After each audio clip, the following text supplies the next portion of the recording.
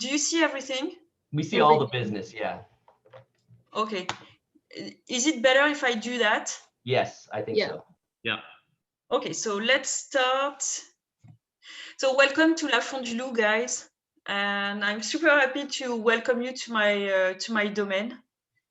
La Fond du Loup, I'm going to explain you the story, but you'll have to understand that I always say that we have four very important pillars of La Fond du Loup. So the first one is it's a family-owned winery. It has been in my family for 100 years now. So it has been bought by my great-grandfather. Yeah, almost 100 years ago. So my husband, Laurent, and I are the generation number 4, and I'm the first female winemaker in my family. Thank you for applauding me. That means a lot. Second very important thing is le chateau. So it's a real chateau. A lot of winemakers think that they are living in a chateau, but it's not a real chateau. We are lucky enough to have a real one. It has been built 200 years ago. It's a very old one.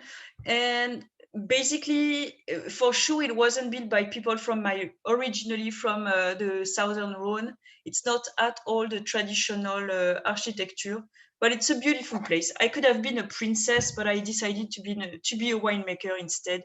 It's way much more fun.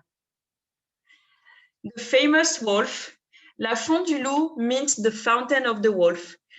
We are super lucky because where we are, there's a lot of water, especially this fountain, La Fond du Loup, which is a natural spring water, and it comes from Le Mont Ventoux. This is the name also of La Fond du Loup. It has been given after the legend of the wolf. We are surrounded by a deep forest where there were a lot of wolves, and the legend said that they always come to drink to La Fond du Loup, and this is why it has been named La Fond du Loup. So it's super famous. There's a lot of legends with the wolf. So, and everybody say hello. You look cold, Asha. Yeah, I was a little bit cold, but I don't know. I never been to Vermont, so I don't have any mittens. Next time, I need to find somebody in Vermont. Anyway, another very important spot in La Fond du Loup, it's this 250 years old linden tree. This is a picture that I took like 2 days ago for tonight. I know it's the winter, but it was a good way for you to see the big tree. This tree is one of the pillars of La Fond du Loup. It gives us shadows, of course, but in June, when the flowers are here, the smell is so beautiful. This is my favorite smell. And what I do is I put my computer just, how do you say, in the shadow of this tree, and I can smell the flowers, and it's magnificent. And of course, there's a lot of bees and insects in this tree, and it's like the lung of La Fond du Loup. We love it a lot. La Fond du Loup, it's also a unique location. It is basically located on the middle east part of the appellation. And as you can see, it's a single plot.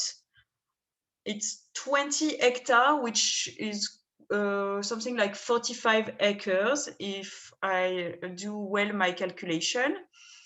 Okay, thank you, Steve. The name has been given during the Napoleon era. So it's a lieu-dit, we call that in France. So it's a name which has been given, not by us. We didn't choose it. And it's on La Croix. This is how you say that in the US, guys, La Croix. We say La Croix. It's the most famous plot in Châteauneuf-du-Pape. Why La Fond du Loup has this unique location? Because we are located on the highest point of Châteauneuf-du-Pape. So it's something like 300 feet above the sea level. It's our Mount Rainier. It's super high for us. In fact, it's not very high, but let's pretend. It's the highest point of Châteauneuf-du-Pape.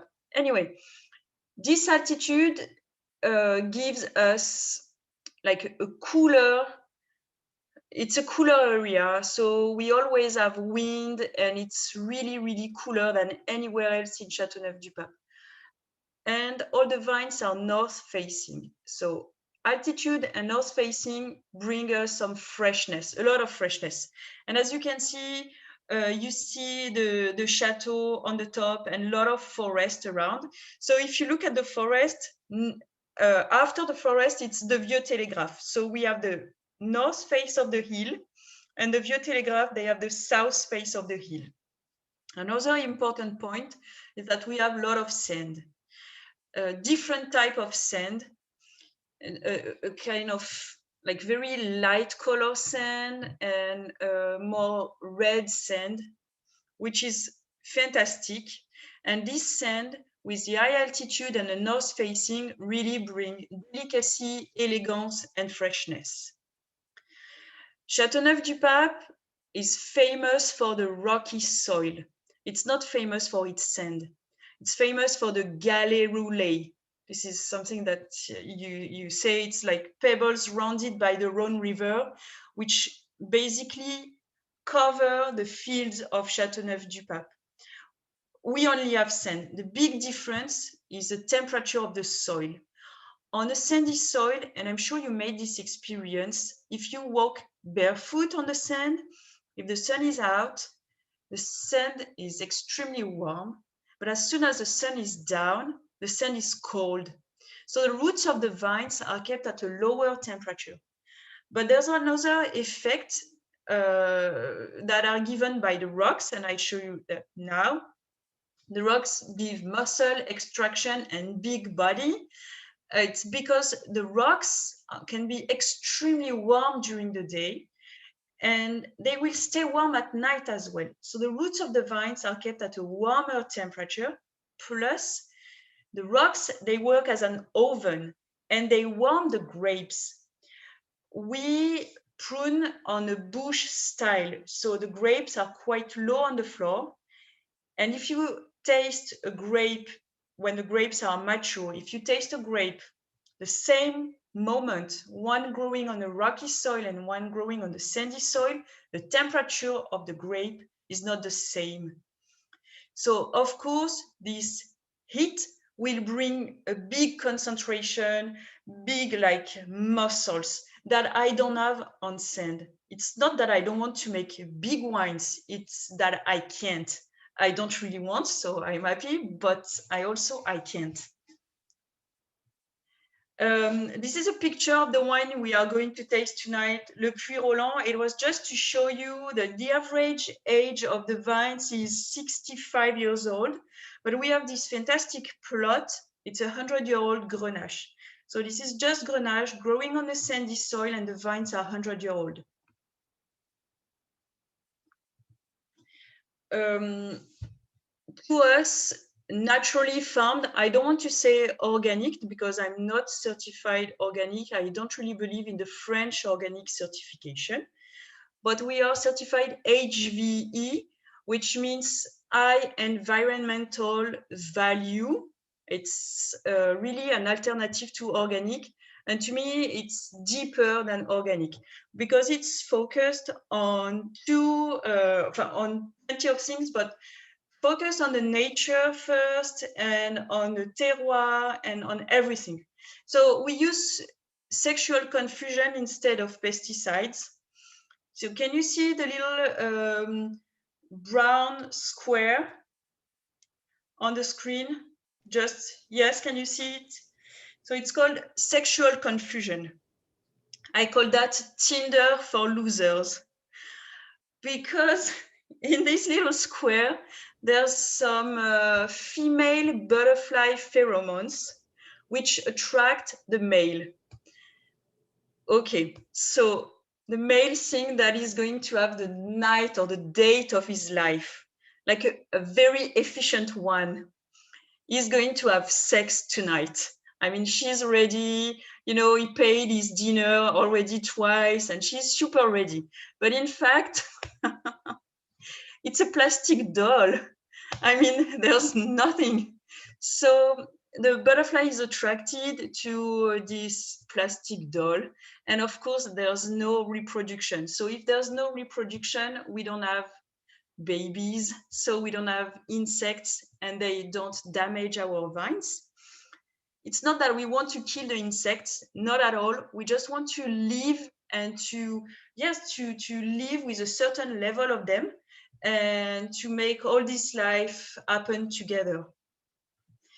We also use the chips instead of herbicides. So right now we have, I think it's 300 chips all around the Fond du Loup. They are fantastic. First, they don't cost anything, so it's a good point. I mean, it's very, it's cheap. So chips are cheap. Forgive my French accent. And they are super efficient, and they will we are going to avoid to use a tractor several hours. So if we don't use a tractor, of course, we don't pollute the atmosphere. We also encourage the biodiversity. So we have a lot of bees. We do our own honey, and we really try to respect the environment and create an alive environment. If we want our vines to be happy, they have to be in an alive environment. The soil has to be alive. The forest has to be alive. We need all those insects and everything. Now, this is my secret to make wine. First, I always think that it's quite easy to make wine. You have to have perfect grapes.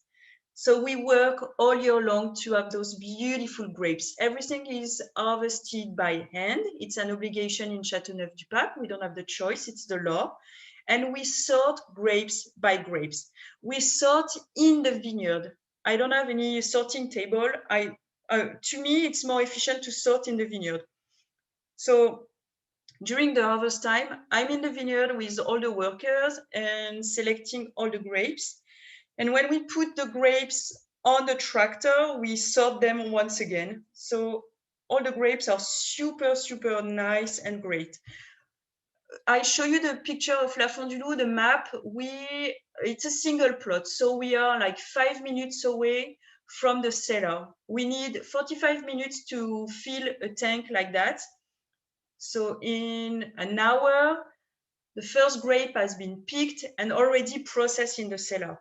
So we don't have the micro fermentation, or everything arrives super clean and in good, very good quality in the cellar. We desteam everything. So this is specific with us, La Fond du Loup. Why do we desteam? As you can see, my steams are green. I told you, located on high altitude, sandy soil, and it's the coldest part of Châteauneuf once again. So it's super cold. It's colder. So that means that my steams are not extremely ripe. So I'd rather remove them. But sometimes on very warm vintage, I will keep up to 10% of steams. And we did an experiment. So Todd is not here tonight with us, but we did an experiment together, and we are doing a wine together, and I kept a little bit of the steams to see what happened.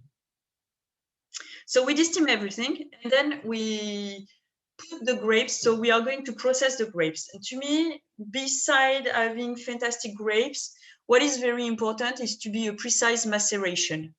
So for the people who don't know how to make wine, it's as easy and as complex as making a good tea, except that we don't use water, but the maceration is the key point. If you leave your tea leaves too much time for too long in your teapot, you have these heavy tannins and it's bitter and you don't have any pleasure with your tea. If you don't leave them enough, it's tasteless. So it has to be super well balanced. And this is an everyday, we taste every day to see if it's okay. We usually, this process takes us like a month, in between 28 to 31 days. So it is as precise as that. We harvest everything separately, and of course, everything is macerated separately.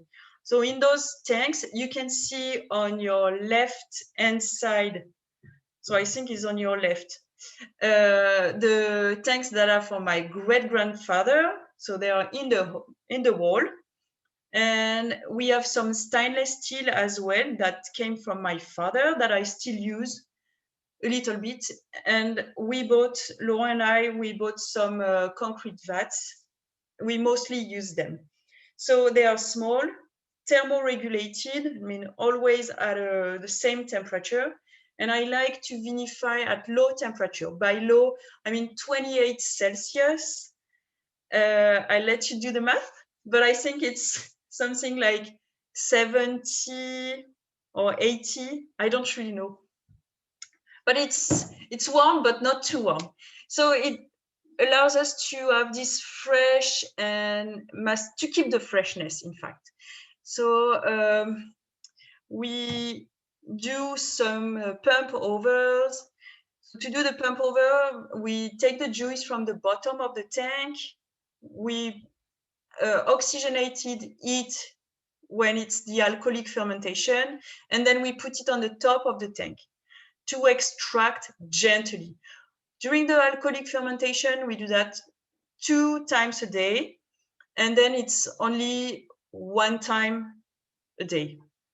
We do some punch downs, which means that we put the grapes at the bottom of the tank, and gently, with the juice, the grapes will come up. It's like they are taking the elevator very, very gently, and it's a good way to extract. And the third key point to me, it's the oxygenation. So here you can see that there's a little foam, a kind of foam on the bucket. This is during the alcoholic fermentation. We need to give oxygen to the yeast, and those yeast are going to transform the sugar into alcohol. As soon as the alcoholic fermentation is done, the wine won't see oxygen at all, except for the aging process. Grenache, which is our main variety, can be extremely oxidative. And me, I hate oxidation. Some people like it. I really, really don't like it. So the idea was to bring the right amount of oxygen, because oxygen will help the wine to develop itself, but not too much to avoid oxidation. I don't know if it's easy to understand what I'm telling you, and I cannot see your face, so I don't know if that's clear or not. Anyway, let's pretend that everything is clear for everyone.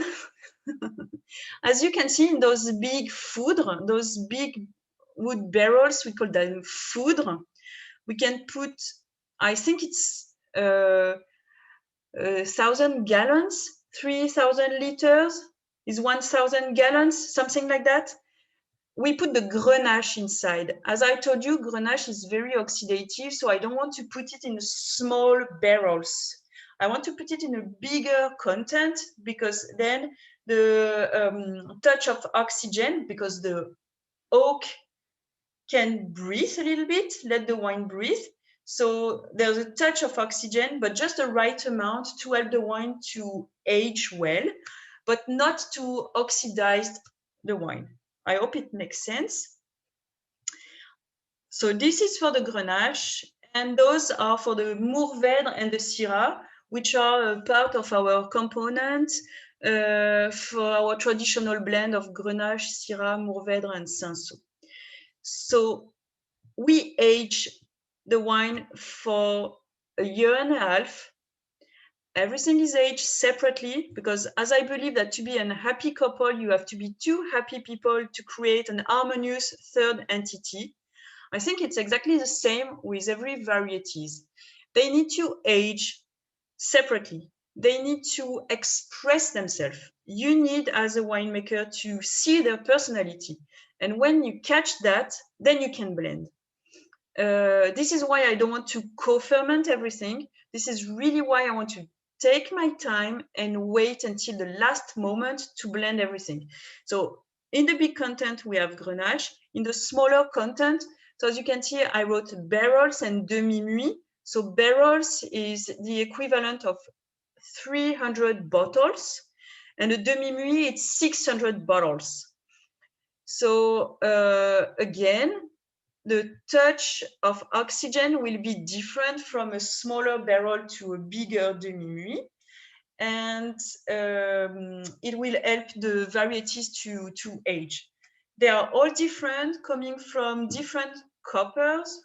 Do you say that? Coppers? Or do you say, yeah, barrel maker? Cooper in English, yeah. Cooper, thank you. And then they will bring different aromas as well. I don't use them to bring oaky taste. I think that it doesn't really need, especially Grenache doesn't really need to have oak on it, but it brings, as I told you, this nice roundness. And I think we are almost ready. I want to share some pictures of my favorite winemakers. So do you remember, Travis, it was Halloween? I was dressed up as a My Little Pony. How could I forget? Travis is there. That was fun. So it was in 2019. And there's a picture with I am with Todd, and it was during Hospice du Rhône. It's where I met you guys in California.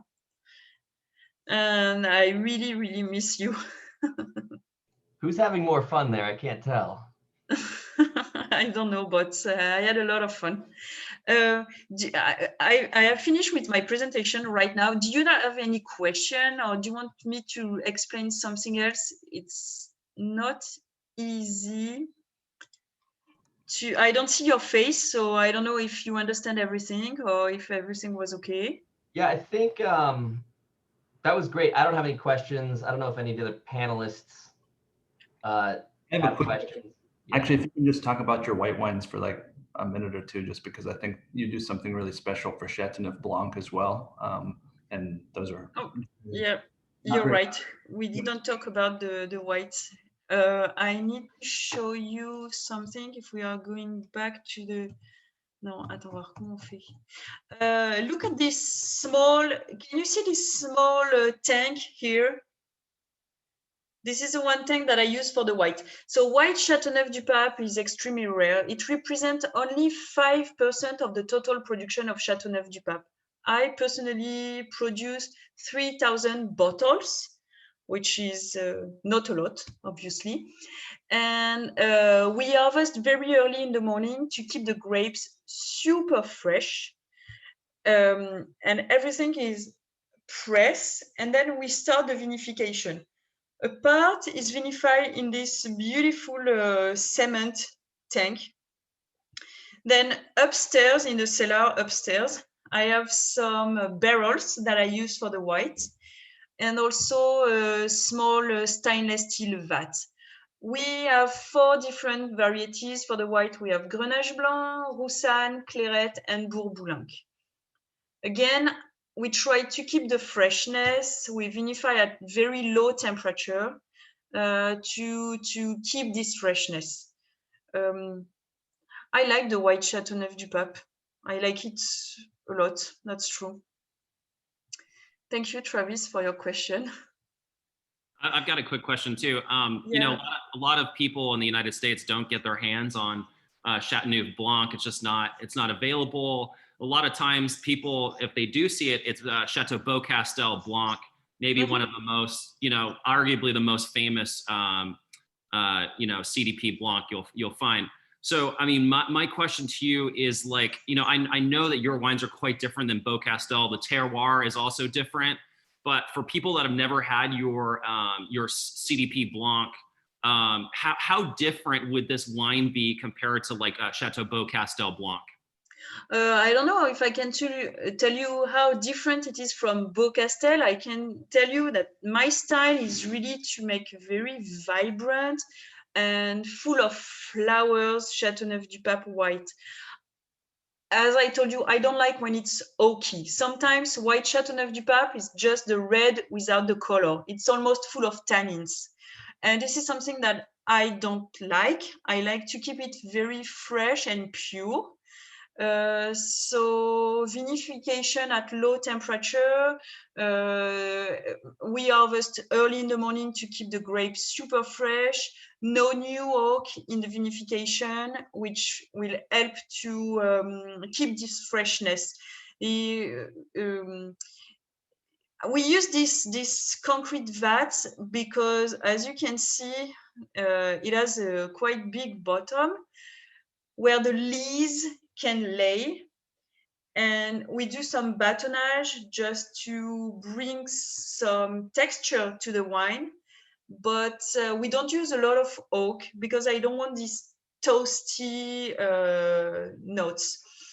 Plus, I am extremely sure that because of the linden tree that we have, my white wine has a taste of linden tree honey. And every vintage, you can feel this touch of honey, which is just incredible. So I really believe in the power of this tree, and that brings something very special. This is something that I believe in, the environment. I was telling you, it's you have to have a lively environment. Yes, you have to. Every tree, every flowers can bring something to your wine. And I really, I'm sure that this wine is very different because of this tree, and it smells the honey. I love this touch of honey in my wines. Did I answer your question? Yeah, thank you. A lot of people unfortunately don't get their hands on Châteauneuf Blanc, so those are really interesting story and descriptors. Yeah. Thank you so much. So that's true. We don't have a lot. We don't have a lot white Châteauneuf-du-Pape. It's not easy to sell, especially in the US. I remember the first time I showed my white Châteauneuf-du-Pape in the US, it was in Michigan. I have a great importer in Michigan. The guy is fantastic. He has been in the business forever. And the first time he came to France, I wasn't born. And he used to sell Vieux Telegraph. And then he said, it took me 30 years and then to make to go on the other side of the hill. And now he's with La Font du Loup.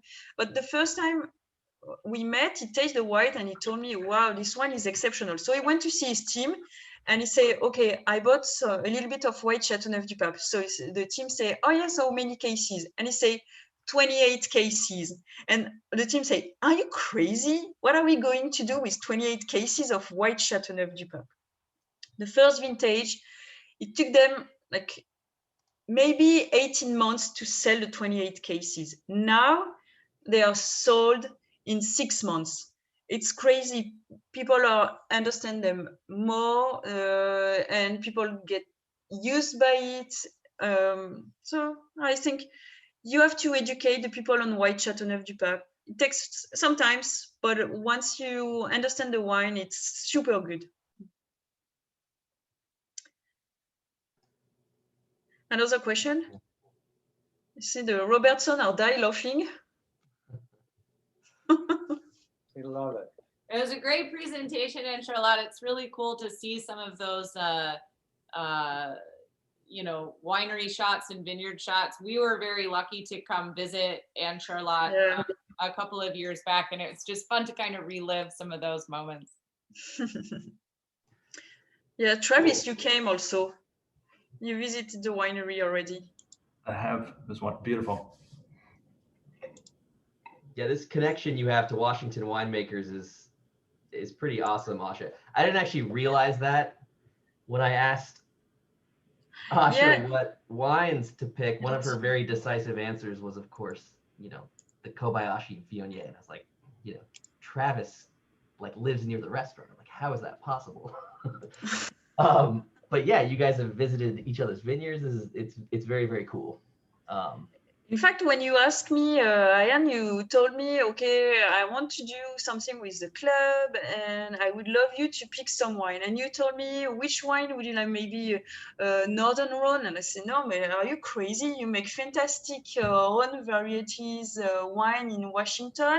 And I think it's a good way to share our view of the Rhone varieties and to see the difference on the terroir and also the winemaking approach, which is quite different.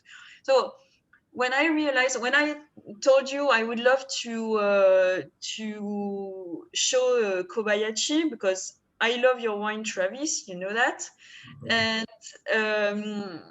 And Ian told me, oh yeah, I'm sure it won't be possible. So, yeah, you'll see it will be possible. So thank you so much, Travis. But when I realized that you spend your days in a hospital saving our life, so you're like, I mean, and your passion is to make wine, and it's crazy that you do everything to live your passion. And that's fantastic. So you basically save our life every day, but you save our soul with your wine as well. So which is great. So thank you so much. I like your preciseness. I like the fact that you research for your wine. I was born in La Fondue. I never researched to make wine. I really, if you talk about bricks, I don't know what a bricks is. So I had crazy conversation with winemakers saying, what are you doing when it's like 500 bricks or whatever bricks? And I say, I don't know what you are talking about. It's like, when do you pick your wine? What bricks are you picking your wine? I don't know. I taste my grapes when they are good.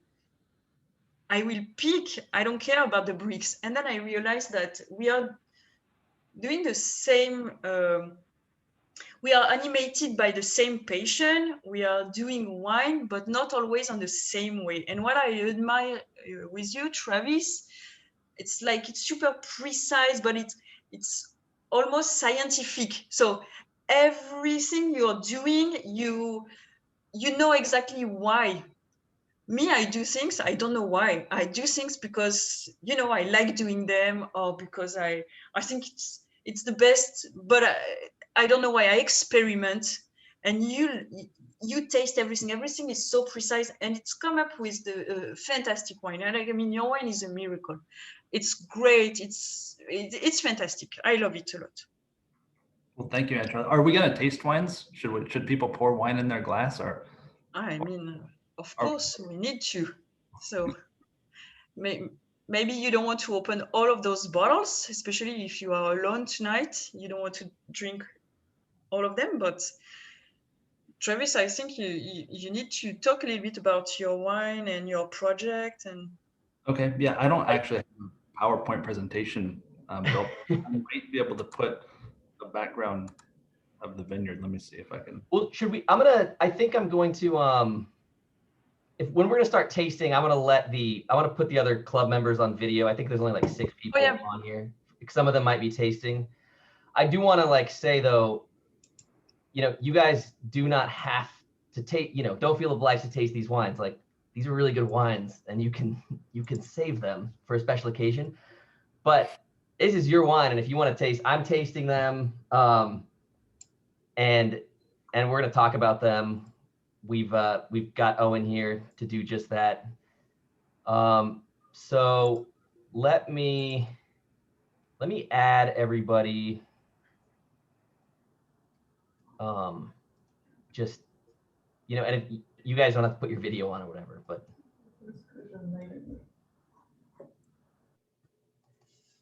Okay.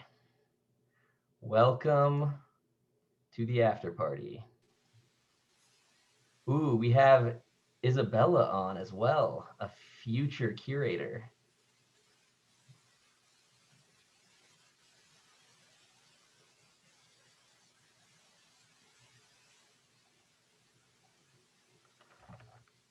Is it okay if I tell a quick story about the first time Anne Charlotte came over to my house? Which was Absolutely. I'll be very quick, but I was having a Barolo tasting with maybe 8 friends, and it was kind of the best of the best you could imagine.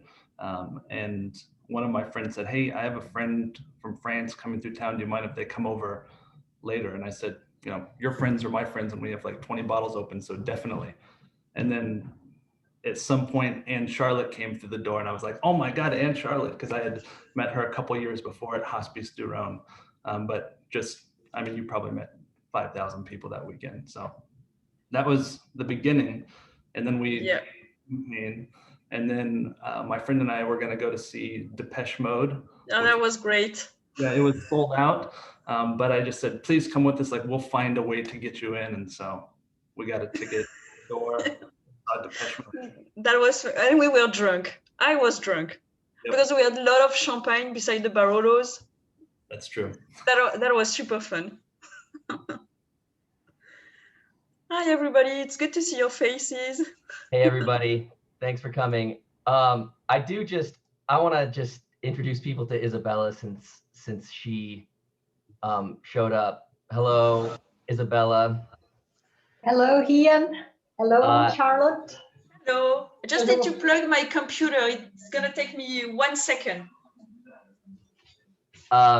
Isabella makes some of the best Chiavenashka in the world, which is fancy Lombardy speak for Nebbiolo. And she's going to be curating the club. She's submitted her picks, of course. I think just only one I haven't secured yet, but we're close. Okay. So it's going to be really fun to have you. Thanks for stopping by. I look forward to saying hi, everyone. Okay. So who wants to taste some wine? Yes. Well, we're going to start. So, by the way, I don't have the right Coutier because no one can get anything to Britain anymore. And I spoke to Antoine, that's it. I spoke to Antoine directly and he was like, "Yeah, I'll just send you 2 bottles to London." And then like 2 days later, he was like, I'm looking for codes. Like, I just can't figure it out. Crazy. And the only reason you move to London is so you can buy stuff from Europe and like travel there. And it's just been, it is an unmitigated wine catastrophe. So their importer gave me every other bottle that they have in stock in London, but it's not the Blanc de Blanc, which I think is is the brilliant pick here. So why do you like Coutier? He's not on the call, so you know. Yeah, so I love champagne. I'm a huge fan of champagne, and I love Coutier because I love the brightness of the wine. I think it's super delicate, and yeah, it's nice family. They are working very well, so I always enjoyed Coutier, always. Travis, did we have a bottle of Coutier together? No, we had Aigli Ourier and... Yeah, Aigli Ourier for sure, but I remember we went to the restaurant and I think you brought a bottle of Coutier. Wasn't it Coutier, Travis? What's that? It's very possible. I think so. So I still have some trouble with my computer plug. I don't know what happened.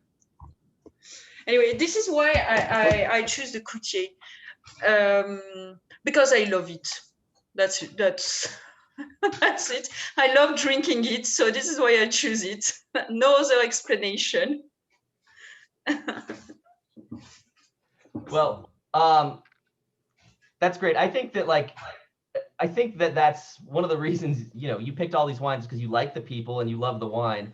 Yeah. I like to have spun these crazy narratives around your picks because I think there's all these commonalities. The vineyards are insane. You know, you're growing in the rocks, sand, WeatherEye at a Washington, and this Blanc de Blanc is actually, you know, usually don't grow. There's obviously Chardonnay growing and Amenet, but you don't really make Blanc de Blancs there. It's really Pinot Noir territory. And so just the vineyards themselves you picked are all pretty insane. And then I all think these wines just have a lot of this balance that I think you specialize in. Like Travis's Viognier, it's got such a supple richness, but this like refreshing cut to it. It's just these two different kind of things going on. But like, I don't think that's what you were thinking, right? You just nailed it because you love these people. And I always see myself, you were saying that there's different way to taste the wine, and that the winemakers or the journalists have a different way to taste wine. I feel like I'm a normal consumer. I drink the wine that I like drinking. So this Champagne Coutier, I love it because there's no explanation. I love it because I love it. It's good. Like, it pleases my palate, and I think it's refreshing. It's well balanced. I don't want to analyze it. I like it because it's good. So, like, here. Well, I'm gonna taste. This is not the Blanc de Blanc, by the way, so I'm not gonna say anything about it. Yeah, I cannot say anything about the Blanc de Blanc tonight because unfortunately I have. So I had to take some antibiotics, so I don't drink any alcohol, and my taste is not so good with antibiotics. So I'm with my tea right now. Perfectly extracted, I'm sure. Yeah. What do you guys think of this wine? Do you want us to give you some information on it? Yeah. Yes, please. Oh yeah, actually, you guys. Yeah. Why did you import these guys? When did you start importing? Why? And when? Yeah. Just because we sort of thought that their philosophy matches ours. You know, we try to find smaller producers, family companies that we think produce wholesome and interesting wines that are true to their appellation. And again, you know, balance is something that we really appreciate. Subtlety is something we appreciate. And then, in addition to that, a respect to nature, growing conscientiously, not using chemicals if you don't have to, and still producing something that is really delicious. Coutier is pretty small, and they're what's known as, part of this grower champagne movement, which, isn't to say that, there's a difference in qualitatively between the large houses and the small houses, but it's just a different, style.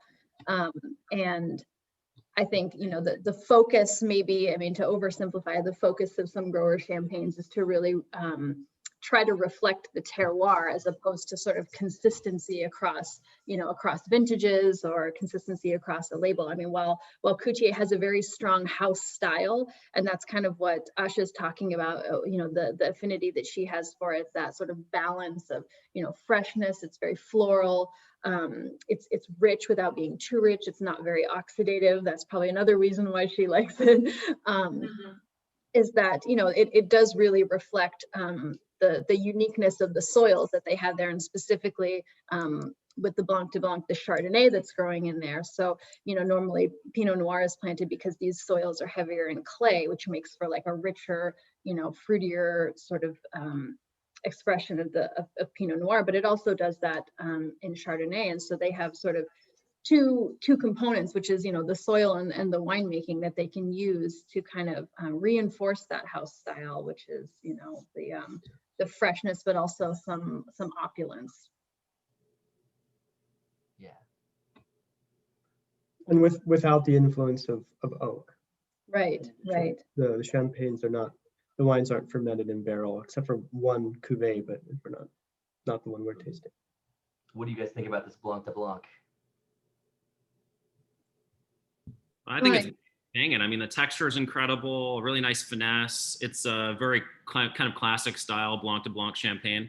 I was just kind of curious so it says it's disgorged in 2020. Is there like a base in this wine? Like, is it a recent vintage, like 14, 15, or? This one's about 40% 2016 base wine, and then the rest is a blend across vintages. It's about half half has undergone malolactic, and the other half was blocked. Yeah. Okay. Yeah, I mean, I don't know, for people at home too, it might be interesting. I don't know anything about the 16 vintage. I haven't tasted any. I don't know if it's released at all. Do you guys know much about 16 in Champagne? No, not yet. Yeah, we're still working with the 12s. for the vintage champagne. Yeah, I don't know what the champagne. harvest was like. Yeah. In 16. That's a good point. Yeah, I've had some 14 and 15, and it's like riper vintages, but I think they're really good wines made in those recent vintages. I guess they're just kind of out now. Yeah, that's true. I mean, Champagne is I mean, I guess it's sort of one of the upsides of climate change is that they're having more and more better vintages more consistently. Yeah. So that's kind of interesting. Champagne is kind of hard to taste, I think, because Champagne is so much about what the winemaker is doing in the cellar, and so sometimes it's hard to pick up on like the fruitiness or like the specific varietal components. But I don't know, Owen, you're probably great at walking through some tasting notes and stuff, but I don't know if I don't want to influence anyone's tasting experience, but it might be kind of fun to just sort of run through kind of what we're getting on the nose and on the palate. Yeah, no problem. Yeah, sure. I'm gonna pour a little bit more. All right. One thing that strikes me being very classic is the this sounds very very obvious, but very classic Blanc de Blanc champagne's obviously gonna lead in terms of flavors with a lot of very crisp orchard fruit, but especially citrus fruit, right? So like lemon zest, lemon rind, kumquat, grapefruit, like that kind of thing. And for my palate, I feel like green apple is kind of like a really common, kind of fruit flavor that you get with these wines. But I'd love to hear other people's comments too. Of what flavors or aromas we're finding in this wine? Yeah, like flavors and aromatics are kind of typical you guys find. Yeah, that's typical what you mentioned. Yeah, they're like some stone fruits and apple. On this one, I think we both sort of got like a sort of a hazelnut croissant aroma. It also has a bit of a floral component, so like apple blossom or some sort of fruit blossom. See, I thought the balance on this between like some styles are very oxidative and yeasty, and this has like the fresh fruit and it has a component of that, which I think is perfect balance. I'm typically oxidized whites I struggle with sometimes, but somehow in Champagne, it's like those flavors, just like that croissant hazelnut. I love that flavor, and the acid and a little bit of sweetness just makes it super delicious. Does anybody at home have any? I've seen at least a couple of you taste this. You guys have any thoughts? Do you like it? Or any questions?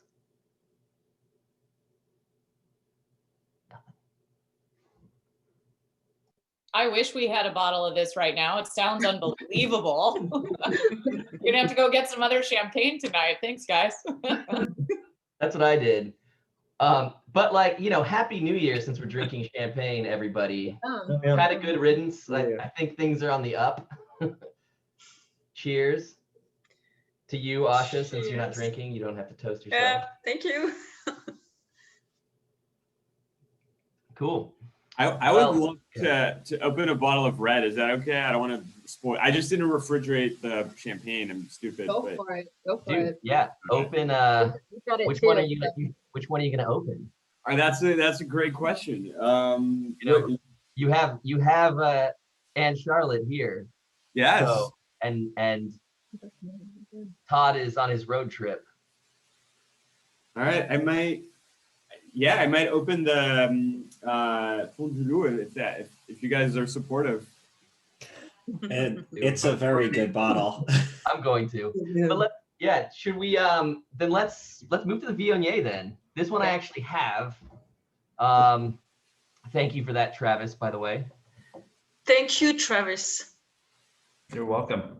And as a matter of fact, I actually don't have it. Yeah, well, it's your wine, so you don't have to taste your own wine. Yeah. It's really beautiful. Really So beautiful. this club got the actual last case that I was planning to save for the library. And so I don't hold back very much wine. I don't make a lot, and it all sells basically. And so I'm actually drinking what was like pulled out of a barrel as a little experiment of the 18 version. So I like the 19 more. But I'll just give you a little 2-minute intro into kind of what we do at Kobayashi, and then we can talk about the wine. I'm a nurse anesthetist, so I still work in the hospital a few days a week, doing anesthesia for children when they have surgery. And I never wanted to make wine. I never wanted to be in the wine industry, but I don't know, maybe 2012, I was at a seminar in Central California called Hospice du Rhône, and I'm sure Anne Charlotte was there, and Steve and Brooke were probably there as well. And there was a Spanish winemaker on the stage talking about what he does with his wine, and I was like, man, somebody in Washington should do something really cool like that. And then it was like, I guess that's going to be me. So basically, kind of my whole point is like all of my wines, I do something different or unusual. They're not all easy to drink. They could be challenging for people, but I just want to do something different. And so it's been fun to meet different winemakers, and I've read about wine 365 days a year ever since 2002 when I first started enjoying it. So basically, I'm just like a major nerd. And I make my white wines with Todd Alexander at his winery. He was going to join the call, but he's not here. And my red wines are made at a Viognier in Woodinville because they need a little bit more hands-on. So that's kind of what I'm doing. This Viognier, actually, one of the wines at that seminar that just kind of opened my world was called Gangloff Condrieu, which is the place where Viognier comes from. And so he's actually my consultant on this project. And so when I got offered this fruit from WeatherEye Vineyard that's north-facing, high-density, stake-trained Viognier, I was like, shoot, like if I'm going to do this, I want to do it right, you know? And so I emailed him multiple times, called, never got through, no answer. It just didn't happen, right? The first year. And so then I made the wine 18 the first year. And then I went to France somehow. I met Anne Charlotte. We visited her vineyards, and I got an appointment to meet him. And I wasn't going to bring it up that I had emailed and asked if he would help me be a consultant. But then he brought it up and said, hey, now that we've met, like, yeah, we should definitely do this. So so he gave me everything he does with as far as farming, as far as batonnage and the barrels, what coopers he uses, and and pick dates and everything that we talk about. Some chemistry, not much. I think he's more like Anne Charlotte, like I pick the grapes when they're ready. But this is reading my emails, by the way. He's just not responding to them. Oh yeah. Yeah. Okay. He responds to my emails now, which is good. I just got to go to France again and work it out.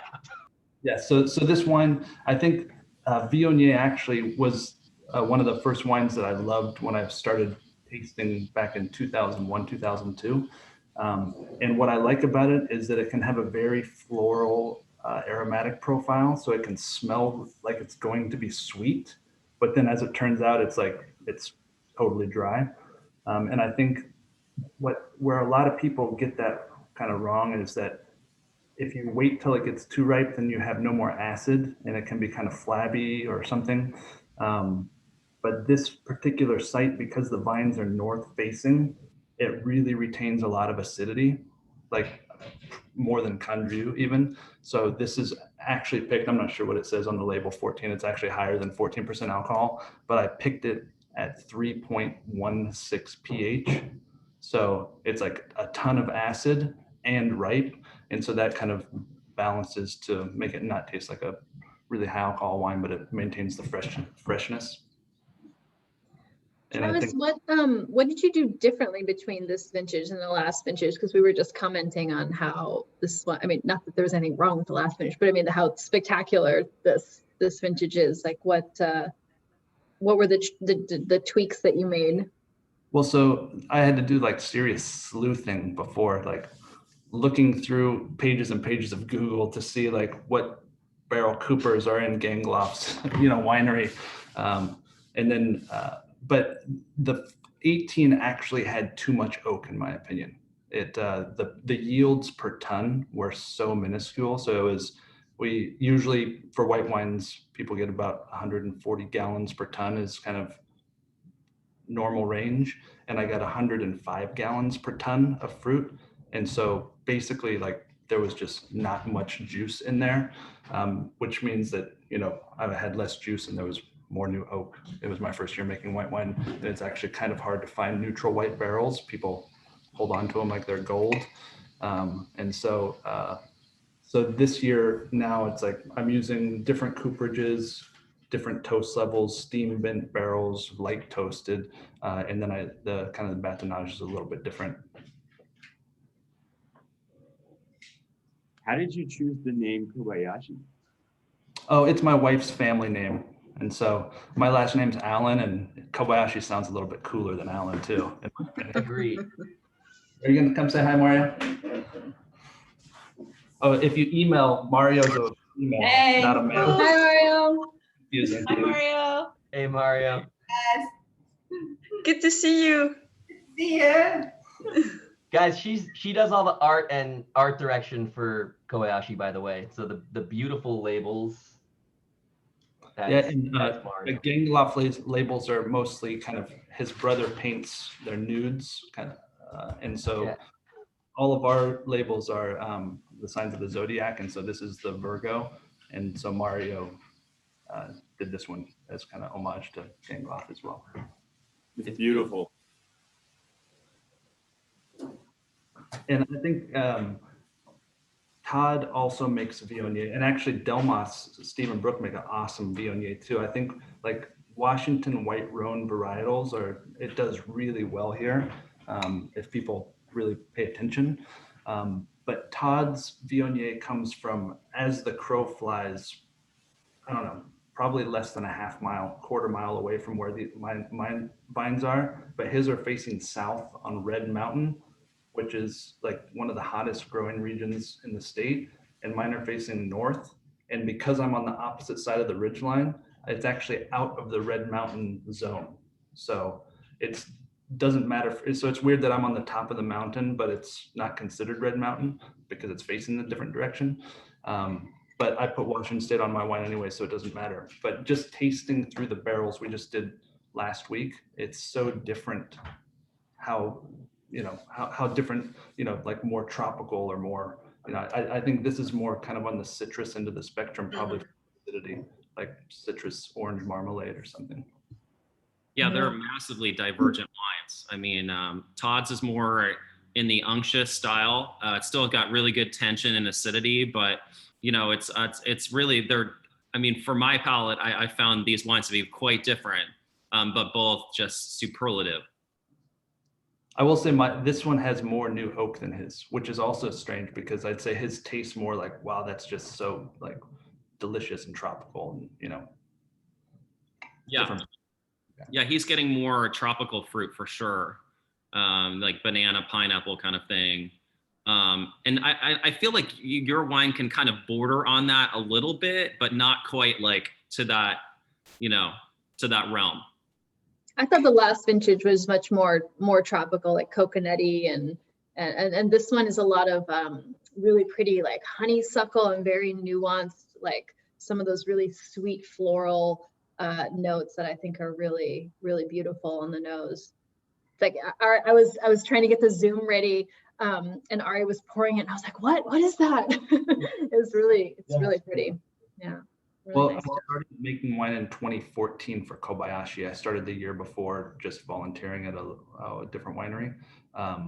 And so my first vintage of Viognier was 18. And so 19, I think, is much better. The 20 that I just barrel tasted last week is even better. So like I make changes, I think, yeah, it's like chasing your tail a little bit. You don't want to make a big change and, you know, totally change directions on a ship that's headed one direction. But I'm definitely always kind of analyzing, thinking about what I could do better. And so hopefully my wines continue to get better every year. That's my goal.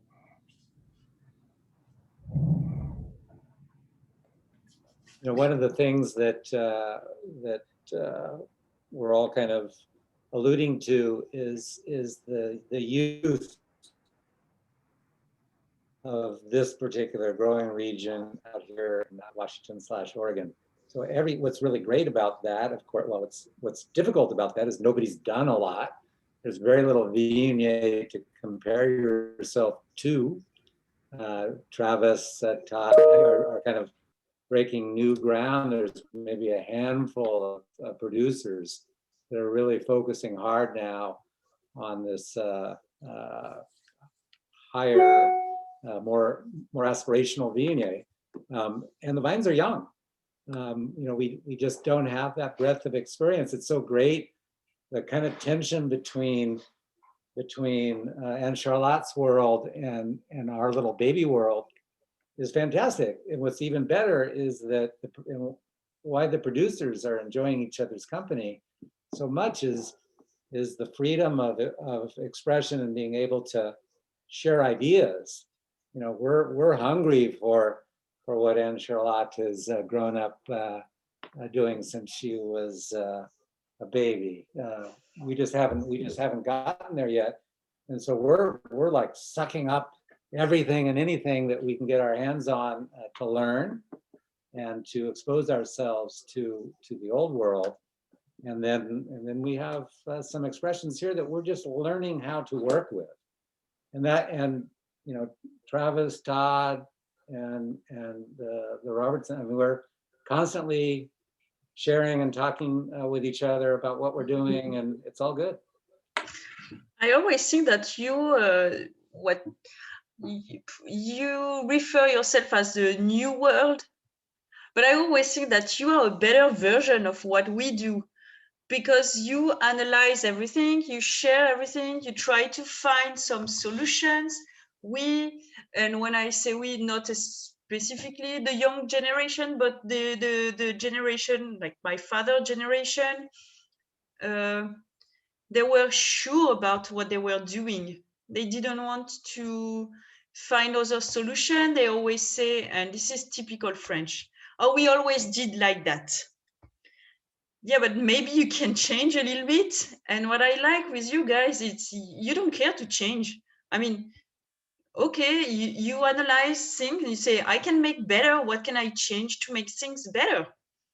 And you do it. So, which I admire that.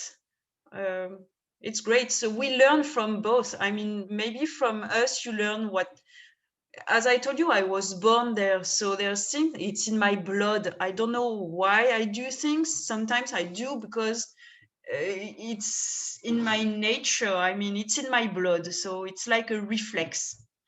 But then you brought us another vision, which helped me to understand why I am doing that and what I can do to improve. And I think that my wines are way better since I'm traveling around the world and since I tasted all the wine that I've tasted, and that I listen to your story, guys. I listen to what you're doing. And sometimes when I go to your cellar and I say, oh, they are doing that, I'm going to do the same thing. Because, I mean, you have plenty of good ideas that we don't really have. And I think it's mutual. We share a lot of things, and that's great. So I love that. Well, thank you for including me in this tasting, Anne Charlotte. I appreciate it. Yeah. I'm going to make a really quick comment, Anne Charlotte. I actually think that there's a lot of people in Washington that continue to do the same thing, just like you're saying. In France, we've always done it this way. We've always made Viognier this way. And I think one thing that's separating these producers, Travis, Stephen Brook, Todd as well, Christoph, who's not here, Matt Reinban. These are the upper echelon for my palate of producers making white wine in Washington State. That is really a world-class wine that belongs on the stage with your Blanc, with Beaucastel Blanc, great great Blancs made in Bordeaux. These are world-class wines, but not everyone in Washington's doing this, right? Like a lot of people are making palatable Viognier that's tasty, but it kind of all tastes the same. So these are really special wines for my palate. You're right. Should we taste your wine, Asha? Oh yeah, of course. Is it Grenache time? Yeah, it's Grenache time. It's always Grenache time, but yeah. Grenache o'clock. Grenache o'clock, yes. What time is it? It's Grenache o'clock. Yeah, this is Friday night. This is what Asha and I do every Friday night. We get together, we drink wine. Yeah, I was so drunk last Friday. Sorry about that. I'm not sorry. It's like I was really, really drunk. Anyway, that was so. I don't know how many of you have the Puy Rolland right now. So the Puy Rolland, it's 100% Grenache, coming from a single plot of 100-year-old vines. So really, really old vines, just Grenache. Is it vintage 17? This is 17, yeah. Ara and Ari won't give us the 18 yet. I'm not sure why they're holding back. 18 is also absolutely stunning. As I told you, Asha, I tasted it recently. It's crazy. And there's 500 cases of each of these, right? Say that again. There's 500 cases of the 2017 and the 2018, right? Yes. And like maybe 120 come to the US. Is that right? Yeah, something like that. Yeah. So 2017 was it was a challenging year because we lost 50% of the production due to hailstorm. So on June the 23rd, we lost half of the production, and that was a nightmare. But you know what it is, guys, when you work all year long and you expect something great. And so the quality, definitely the quality is there. The concentration is here as well. It was quite a warm vintage, 2017, extremely concentrated because we lost so many grapes, especially on the Grenache, actually. So we didn't do a lot of Puy Rolland. Puy Rolland, in Old French, le puits means the little mountain. Puy, P-U-Y, it means little mountain. And Rolland is the name of the guy who planted the vines 100 years ago. What I like with the Puy Rolland, it's a single plot, as I told you, 100-year-old Grenache. What I like with this plot of vines is it always make very vibrant wines.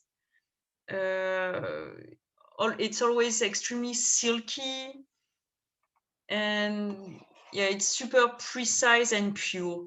So I told you how we make wine. So this is aged in the food, the big barrels that I showed you, for 1.5 years. And once again, it's just Grenache. So you were mentioning, Ian, the 2018, which is completely different style of vintage. Yeah. It was it was less warm. So what I like about doing wine is, of course, the expression of the terroir, but especially with Le Puy Rolland, it's this single plot. I like the impact of the vintage on it. And I think it's great to let the vintage express itself. And when you open a bottle, it's like reading the story of what happened this vintage. So you can see that, okay, the spring was warm, or we lost that many grapes, so we know that's what happened. And you feel the wine. The wine is super complex. It's still fresh. You have this freshness and this delicacy that we always have in La Fond du Loup due to our location. I like that. How, let me ask a question. Yep. How long do you like to let the bottle open up before you feel like it's I would say an hour is great. And if you just open the bottle, like maybe you just double decant. So you take 2 glasses and you do that a couple of times and that should be okay. An hour is great, but you can drink it right now. It will always open up in the glass, or you can just decant it in a decanter if you have one. I think it's fun to see how it changes in the glass. Yeah, of course it is. Yeah, of course and it is. You know, you say it's very precise and stuff, Asha, but again, there's just a lot going on here, and it kind of unfolds in these layers. You get earth, and yeah, absolutely the silkiness. Yeah, this silkiness. I think this would be maybe the word to describe the Puy Rolland. It's always a silkiness. There's something you touch your mouth. It's incredible on the palate. And what I like with the Puy Rolland, this is a very complex. It's full of aroma. It's like a 4th dimension on the wine. You know, it's not just 1, 2, 3 dimension. There's another dimension. What I like. From the linden tree, the floral, sometimes there's a question from Pierre asking if the floral scents we get is from the linden tree.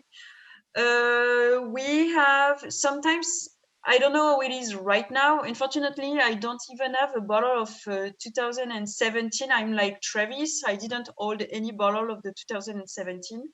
Thank your lucky stars, club. We got all of Travis's and Asha's wine. Yeah. So but last time I tasted it, I find that it was a tiny touch of orange blossom flower. So I don't know if it's still there. And also a tiny touch of saffron. Mm-hmm. So I don't know if it's still there, but definitely, I'm not sure that linden tree flowers in it. We can find also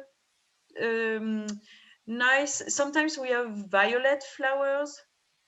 I really get the orange blossom. Yeah, orange blossom. Or orange flower water. Yeah. It's a big bouquet right away, too. Yeah, and you have layers and layers and layers, which is, this is what I like with this wine. It's develop itself in the glass, and it's easy to drink. I mean, you just drink it and enjoy it like that. It's good. There's such a pretty core of red fruit, like you know, guava, pomegranate, red cherry, strawberry. I just love this like beautiful display of red fruit. I like the fruits. Pierre is also asking what are we tasting, so what are the aromas. Usually there's a lot of fruits inside. I'm sure you feel the pepper, so a touch of black pepper. I definitely get spices that I think are more common in some of the bigger Rhone varieties, and I want to. That comes out more in your Grenache than any Grenache I've ever tasted. I'm not sure how you accomplish that. I mean, I don't know. Yeah, just reading some of the notes. It's the miracle. It's my magic trick. So I really, basically, I really think it's a terroir for sure. Where we are in Lacro, there's always some licorice that come from the terroir, and it's specific from Lacro. And licorice plus black pepper give you a kind of third taste, which is spicy and rich at the same time. It's almost like fresh Sichuan pepper. I don't know if you already had this experience with fresh Sichuan pepper. Yeah. It's strange in the mouth. I don't know how to explain that, but you have this freshness plus spiciness. Go ahead, Travis. It makes your tongue numb.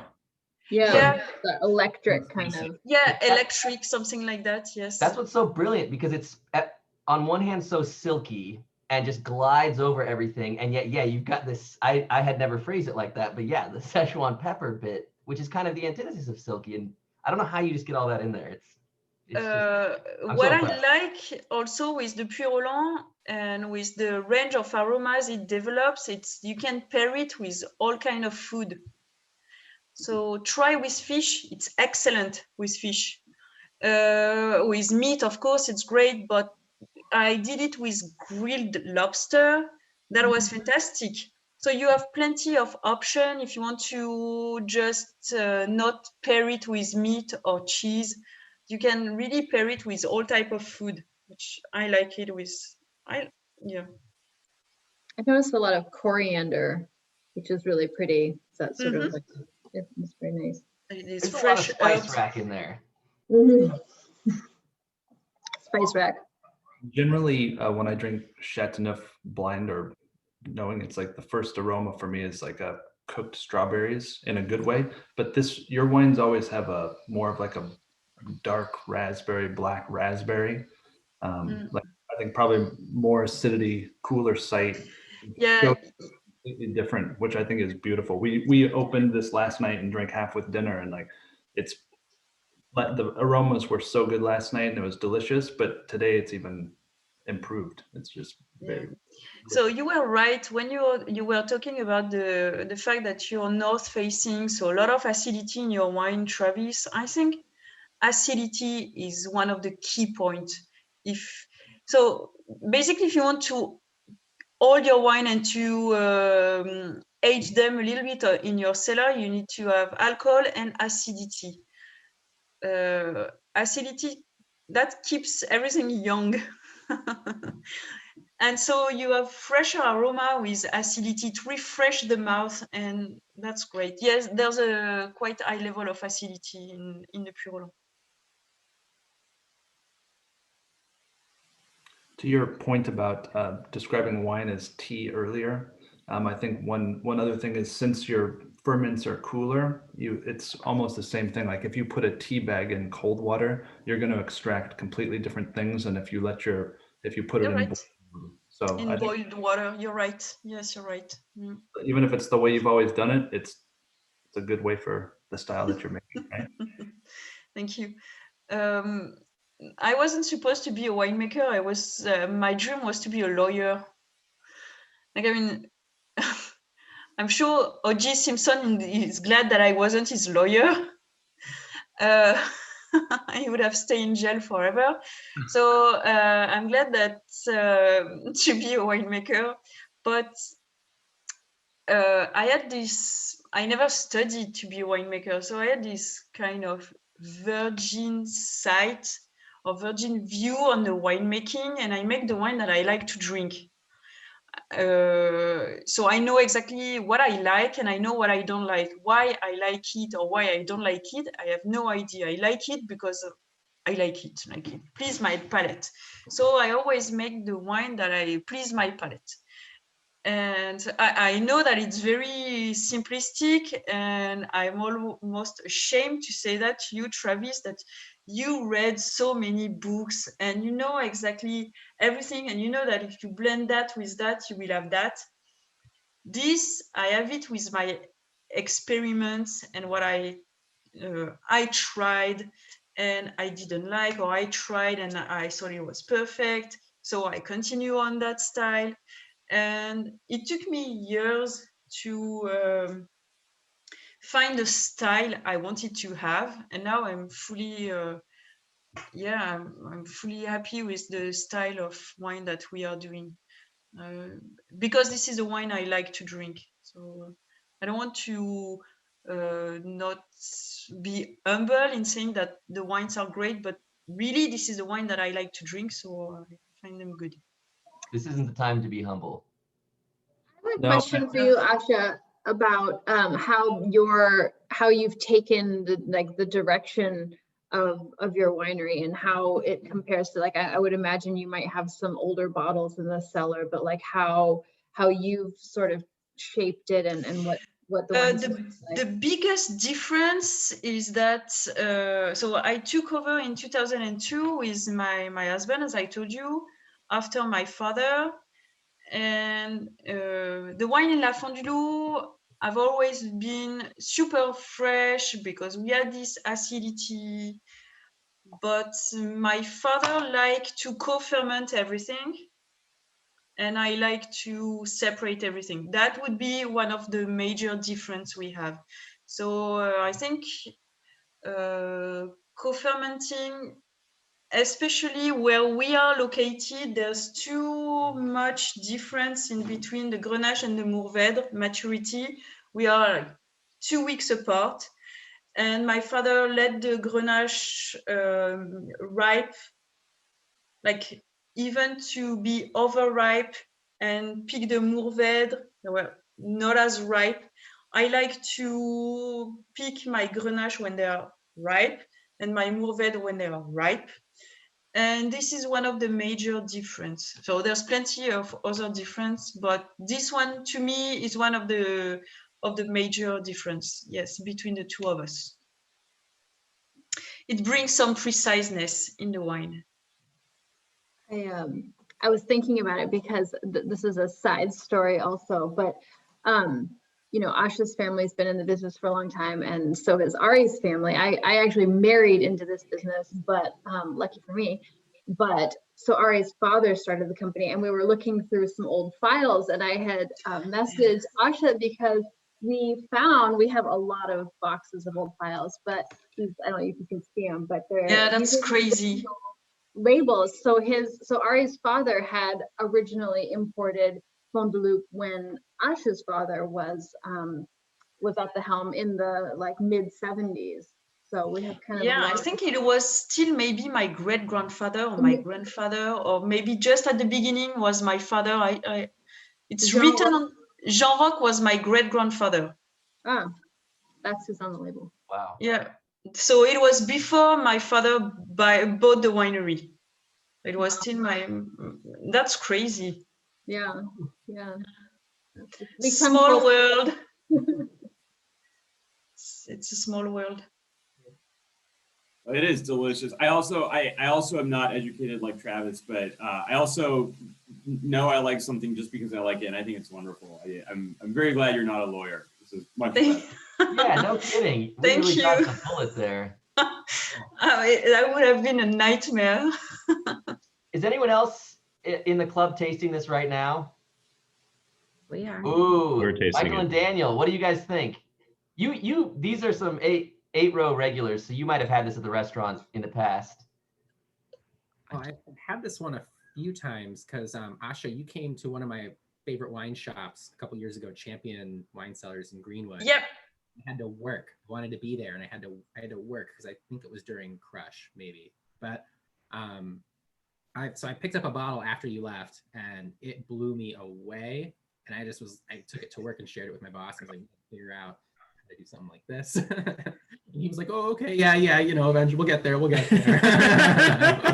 Michael is with Descendant Cellars, by the way, which is a really small winery in Washington.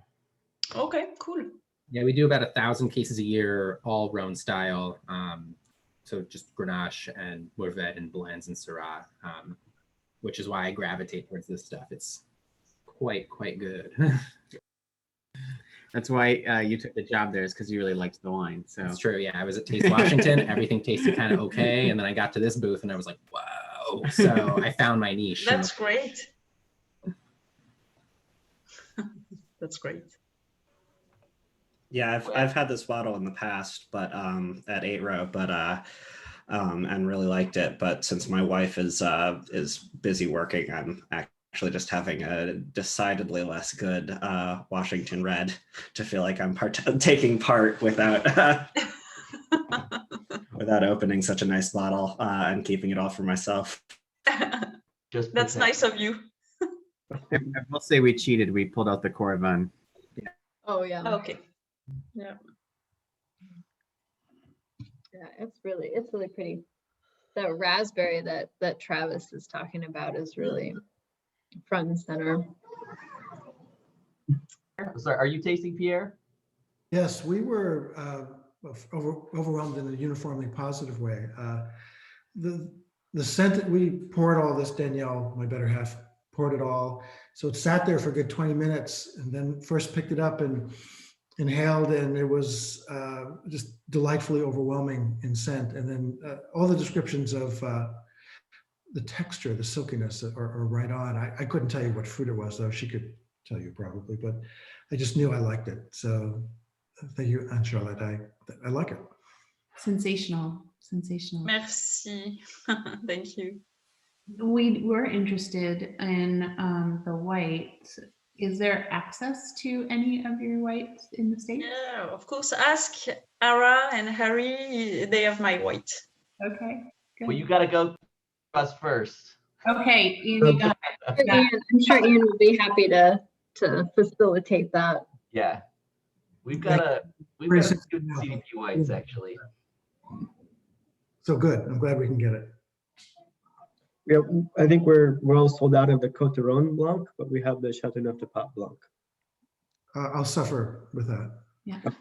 Yeah, no. That's the correct one. Thank you. I'll work with whomever to arrange for half a case of that. We are going to get to the Syrah at some point, right? We're doing it right now, unless there are objections.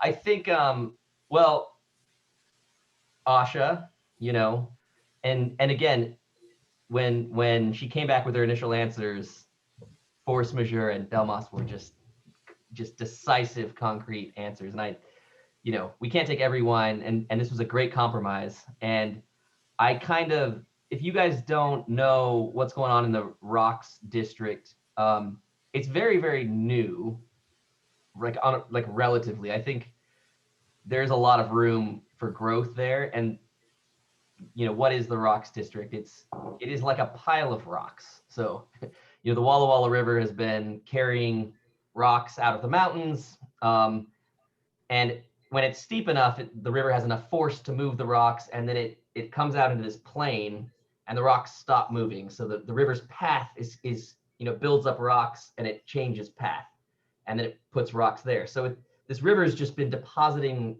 an alluvial fan of rocks for thousands of years.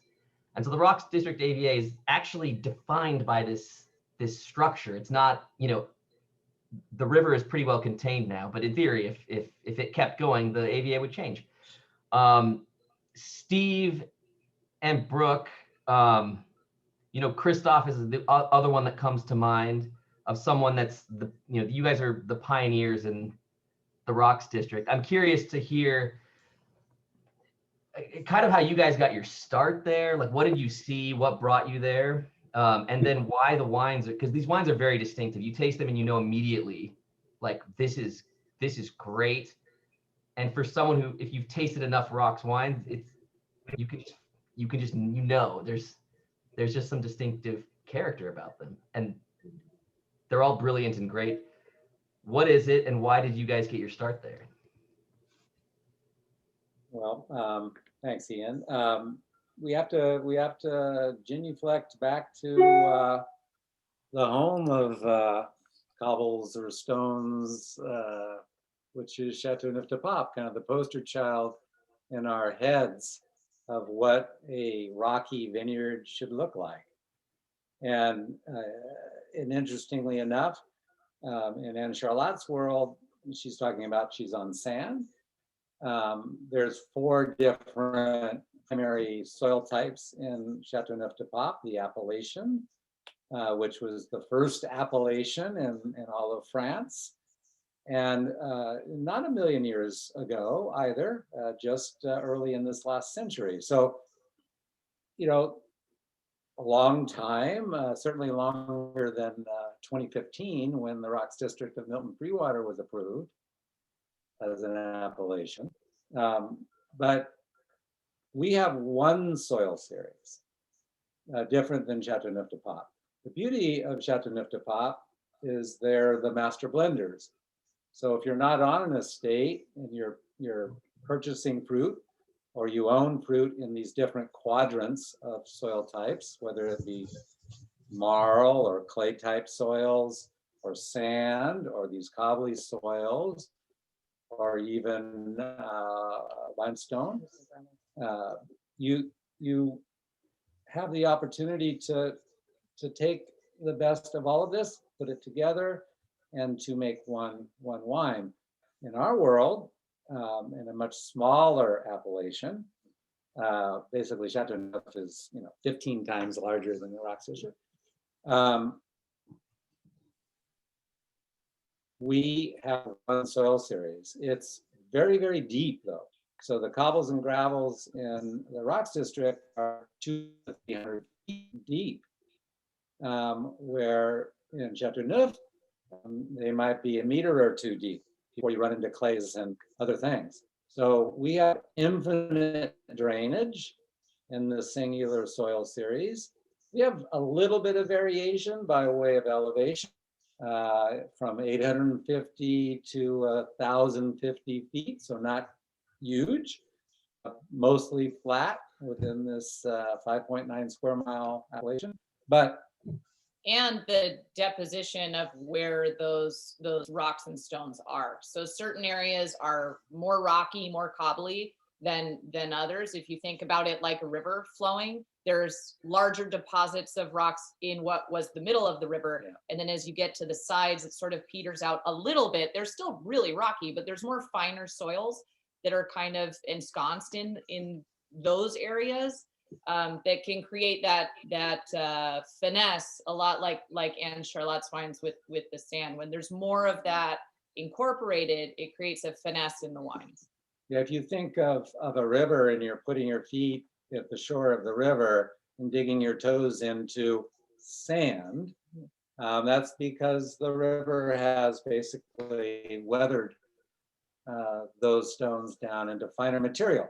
And true, whether it's sand in Châteauneuf or even sandier soils in the Rocks District, what you achieve with that is more elegance and more finesse in the wines. More structure in the middle of the river where the stones are larger and the depositions are deeper. As you get to the end of the river system where there's more gravels and sands, more elegance, more finesse. This is what we are learning in the Rocks District in terms of where these different vineyard sources are and the different types of expressions that could be gained even in a singular soil series. So that'll take the rest of Brooke's life to figure out, but that's what attracted us first, was this really unique expression that's possible from one place where we get to spend the rest of our lives basically really digging deeper into the expressions that are possible there. And we have, in Grenache, we're like totally envious of Châteauneuf. We struggle for the ripeness that they can gain. There's very few places in the Northwest, Red Mountain being one of them, that can get hot enough where you can actually ripen Grenache routinely year after year. Not as easy to do in the Rocks District. So the farming is like the next level of learning that we're doing as these babies, kind of learning to walk here. And I'm going to have Brooke chat a little bit about training form in order to kind of overcome some of these natural obstacles that we have to deal with in our world. Yeah. Well, this growing region is extremely different. We get basically the same amount of growing degree days as California does. Our season is just squished into a much tighter time frame. So as they might have 5 months to sort of gain these growing degree days, we basically have 3 to 4. So we're a lot shorter. So bud break is later, but we catch up at veraison. So we have to push everything much more. We basically have to stress out our vines to the point where they don't want to exist anymore. And then we know we've done a good job. So we torture these little guys into submission every year. And one of the ways that we do that is we've switched up training forms at SJR Vineyard, where the beautiful wine that Todd made here is from. SJR is our estate property, and it is a tiny little chunk of the Rocks District. But what we've done at our property is we've switched up into an older world style of vine training. So just like Charlotte was explaining, their vines are bush vines. They're head trained, you know, Goblet, beautiful structures. Ours, we switched up to that in this 2017 season. So previously we were on standard VSP, vertical shoot positioned training form like you see everywhere. That was what has been planted in our little corner of Oregon. We're in the northeasternmost side of Oregon, also Walla Walla Valley, but just got to throw that out there. So that little section was planted to VSP like most other places, and we got a particularly bad freeze the winter of 2016-2017, where we basically had to cut our entire vineyard down to the ground. We had 70% bud death that year. So it was really terrifying. We got down to negative 12 degrees for 4 hours, and it desiccated everything, and we had to cut everything down. So opportunity to find out a better way, a more sustainable way to grow in our area. So we are, for better or worse, own rooted at our vineyard. We are not planted to rootstock. So we have the ability to take things up from the base. So what we did whilst cutting everything down is we switched up into what we call a mini head trained vine format, which is basically a very small Goblet vine. In the Syrah, we've maintained the trellis just because our canopies can be quite extensive and it flops over if we don't have that.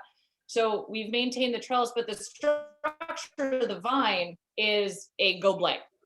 It's very close to the ground so that we can bury the entire head of the vine after harvest in the winter to prevent these murderous freezes. They come down from Canada. Oh my God. So it's when we first came to this region, we were told every 10 years this will happen. Rarely, right? In those first 10 years of our growing there, it happened 3 times where we had to cut everything down to the ground. So we had to come up with something more sustainable, or we're not going to make it to 100-year-old vines, which is our goal. Yeah. So we came up with this new training form. They're teeny tiny little guys. They're about 16 to 18 inches. So they're, you know, about this tall, so that we can throw dirt over the entire thing at the end of the season. What that does is it gives us a lot more control over the canopy management of the vine. So when you're thinking about a vine in terms of 3D, as opposed to just line fruit, you have more options. So you can basically place that fruit where you want it to hang towards the outside of that structure. And you don't have to worry about clusters overlapping and clumping and creating congestion within the structure. Yeah, so that throughout the season, you get continuous light, continuous airflow, less potential for disease. It's overall more even ripening, more even bud break that we've found in the last handful of years that we've been doing this. But we took a page from the old world in order to do this, and so our structure is very different than. It's a bonsai version of what you saw in Charlotte's. Do you guys think that training has any, like, you know how I discovered Delmas? Because I've been in Europe now for 7 years, and I've kind of come of age here, and so I'm learning about Washington wines from afar. And I made some claim way back when, and the claim was that, you know, when you look at like a Côte Rôtie, when you look at a Northern Rhone Syrah in general, I thought I could always tell the difference because there's so much more nose. There's really good wines coming out of Washington, but the nose was just never as potent or as interesting. I mean, like Loup, I was telling you this, Ara, but I thought it was like one of the most interesting noses I've smelled in a while. And someone who knows a lot about wine responded, well, you have to you have to taste this Delmas wine. And so sure enough, and I smell the same thing in Todd's wine here. So the common denominator there is your vineyard. Is something you're doing, I don't know if that question makes sense, but you're doing these old world methods, and to me, especially on the nose, your wine remind me of old world wines. Do you think that's true? What do you think? I think it's 90% the terroir. Okay. It's a very distinctive terroir. And the winemaking, as the winemakers here on the panel will attest, if you're fortunate enough to be working with great terroir, the winemaking is a pretty straightforward process. There's really not a whole bunch of manipulation that's required in the cellar. You're doing your work in the vineyard. We spend a whole bunch of time in the vineyard making sure that those little grapes are getting everything that they require. And Steve, I have a question on that. So one of the things that I've heard, obviously this is a Syrah, it's very indicative of the rocks. We love the rocks, we're huge fans of the rocks. I've heard that Syrah can be more expressive of the terroir, of whatever terroir is grown than other varietals. Do you think that that's true, or do you think that maybe there are other varietals that we should definitely look at trying to experience from the rocks? Well, yeah. I mean, basically there's two varieties that you hear this about. Syrah being one, the other is Pinot Noir. And if you think about we vinify our wine and not in Bordeaux barrels, and we vinify it in Burgundy barrels. And if you were to blind people our wine with Pinot Noir, it's very close. I guarantee you that a lot of people will be thinking it's Pinot Noir. Yeah. So it's indicative of those two varieties particularly, and again, where the terroir of this specific place, it's really important. And Owen, who has tasted these wines from the very, very, very beginning throughout the AVA, can speak to this as well. But we're like a mile away from where Rheinband and Christoph grows their wine grapes. Not far at all. However, we will routinely harvest 7 to 10 days before that. So there's same varieties. There's something about that place versus another place that is expressing itself differently in those wines. In a very short distance. Yeah. I mean, the entirety of the Rocks District is, 3,767 acres. That's it. It's extremely small footprint, relatively speaking. In the state of Oregon, it's the second smallest AVA. So it's a very small area, and there's all of these differences throughout it. So you can taste SJR Vineyard in Todd's wine. If you compare Todd's SJR to a Delmas SJR, you can tell extremely different winemaking styles. We make a co-ferment, he's 100% Syrah. You know exactly what vineyard that's from because it has the same strains throughout. So that's another thing that's really unique about the Rocks District is Cayuse wines, Rheinband wines. You can tell that it's from those vineyards. If you've had enough of them, you know exactly where it's from. That was one of my questions for you, actually. If you would be able to identify this blind as your. Oh yeah. I would certainly hope so. Now there's we're not going to put you to the test. We see this, yeah, but no question. No question. We've done a couple of trials just for ourselves, just to make sure we're not, creating our own cellar palates and taste them against other people's wines, and we've been pretty spot on so far. So. Yeah, Brooke, you make a great point. One big difference between the two wines is the co-ferment that you do in the Delmas brings out the really high tone aromatics that you don't get with this wine. This wine is going to be have less of the you know, the citrus blossom and those kind of character that you get with the Viognier, both on the palate and on the nose. This wine, you're not going to get that, but it has, I mean, literally a cornucopia of range, everything for my palate, from, you know, black olive, hoisin sauce, there's pepper character, bacon fat or smoked meats, umami character, or a stony character. I mean, I could go on and on and on. Citrus rind. It's just an absolutely banging wine. There's just so much going on here. Todd did a really great job with this. And those, you know, like you're saying, Owen, those Asian spice character notes, the bacon fat, that sort of garrigue undertone, all of that is SJR. If you taste those wines, ours, Todd's, Billow with Rasa Vineyards also makes an SJR vineyard designate Syrah that is 100% Syrah as well. It has that same flavor tone in all of them, and they're like radically different on the winemaking scale. Yeah. I think one of the things that you find, or that we've found certainly with 100% Syrah versus the co-ferment with Viognier, is that the 100% Syrah on the palate, it's a sweeter expression. Yeah. Where you without residual sugar. Yeah. It's the viscosity is greater.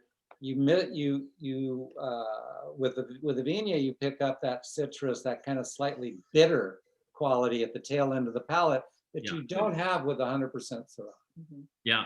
So it's a different opportunity to express the terroir. Yeah, the sweeter fruit quality, like sweeter black fruits. Yeah.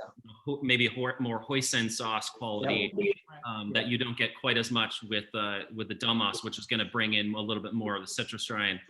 Honestly, we're talking about, for my palate, you know, two of some of the best wines that I try out of several thousand wines every year. So, I mean, this is, for those at home, if you're not drinking this wine, I feel badly for you.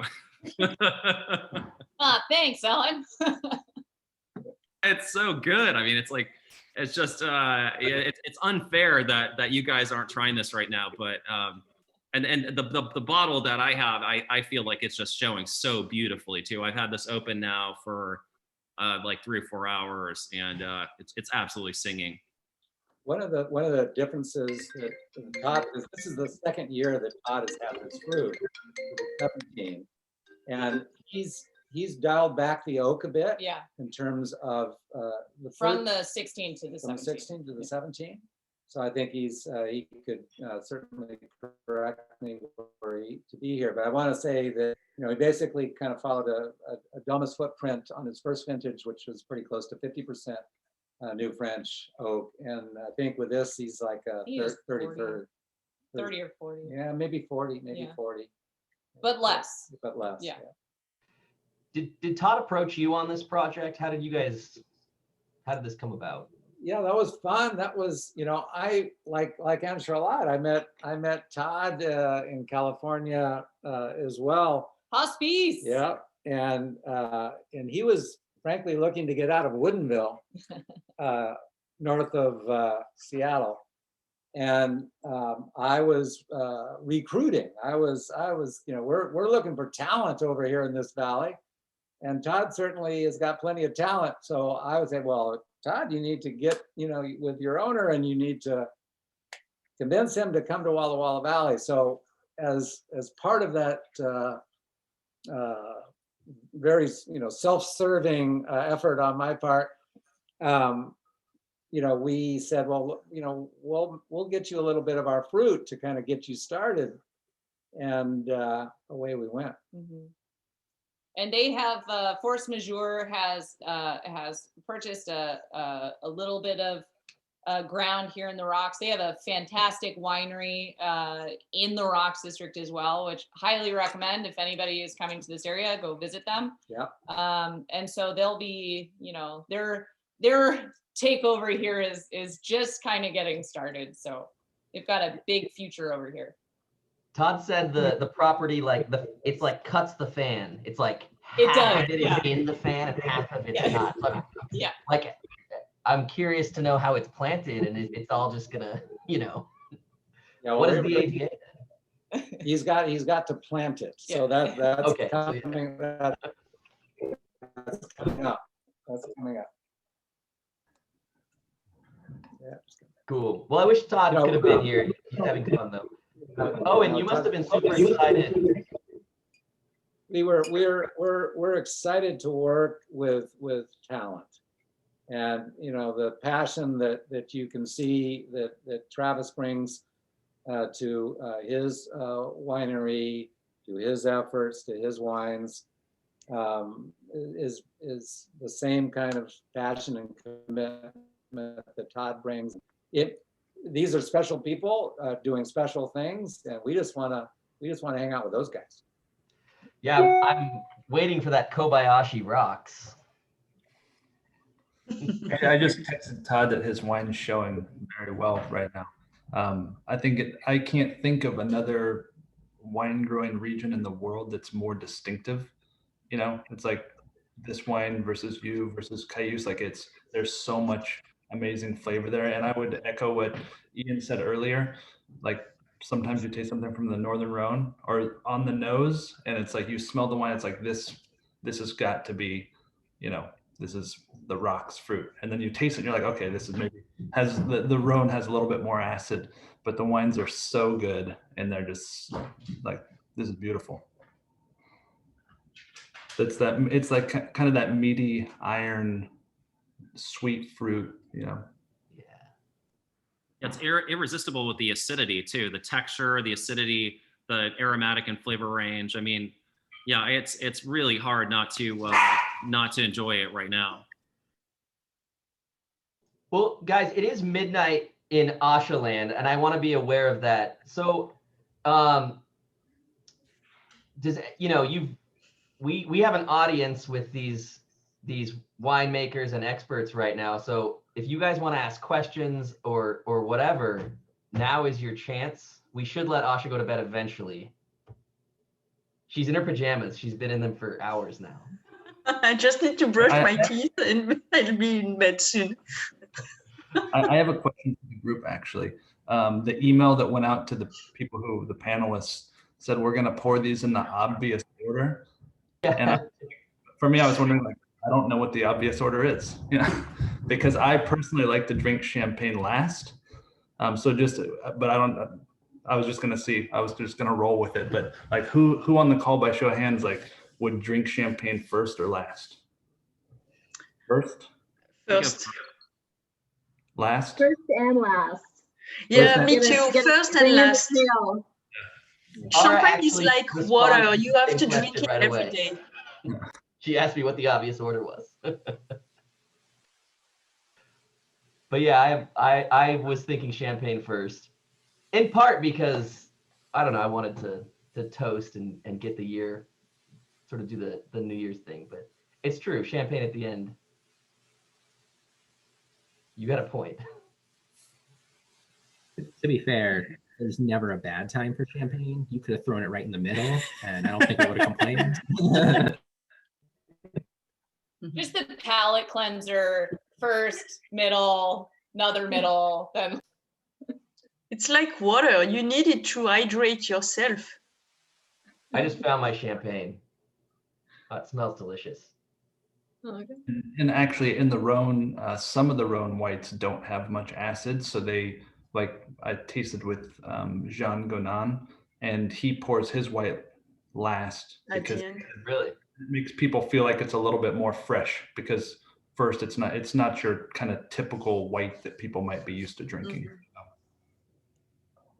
Basically, I think there's no right way. There's no right answers. Binary is good. Either you like something or you don't, and that's your opinion. And even things that I don't like, I always try to, keep experiencing different expressions and try to like what maybe I'm just not used to. Where would you have put your Viognier in this lineup? I would have put it first. Yeah. That's the other thing. Sometimes if you have a great white wine that you've been saving and you have bubbles before it, then basically a still white wine can taste kind of flat after something with effervescence. And so then I would probably do Viognier champagne. So I think I was just gonna say, I think we tend to go all in on champagne when we're doing champagne. It's also become more tricky as like I can't any longer buy Cedric Bouchard for $40 US. I was just looking, it's now like 95 if I can find it. As much as I love that people are getting into growers, I also am now starting to kind of hate it. So you go wire to wire champagne is what you're saying? I mean, that's I like to, I respect, but Jessica's also disagreeing with me. So He was talking about like the different types of tasting that people do, and I find that like oftentimes when we taste like a battery of wines, that it is really helpful to go back, to go back to the Viognier and then you kind of you pick up some other things and to try them all again. If you have multiple things open, it is really helpful to kind of after give it some time in the glass, and also just some time for your palate to reset a little bit. So, yeah. Any other questions for Asha or Travis or Owen or anyone else? I've got a really big question for Asha. What were the other champagnes? You said Iglay Ourier, but you also said he was well. It worked out because I sometimes do this when people come over. I just say, "What's your favorite wine in the world?" And Asha said Iglay Ourier champagne, and I was like, "I'll be right back." So occasionally I have a bottle of that certain thing, and it worked out that night. No, but then we had Krug Rosé too. I felt like it was fun. We're going to see Depeche Mode, so No, I like champagne. So Michael and Daniel, you were asking what was the other champagne. I think I talk about Giraud that I like a lot, and there's so many champagne that I like, but I love Aiguille Ourier for sure. Aiguille Ourier, Giraud, Coutier, those are. Cologne, you said as well. Yeah, you're right. I know because we carry that and Coutier and Iglay Ourier. So those are the ones I'm like, all right, I know I can get these.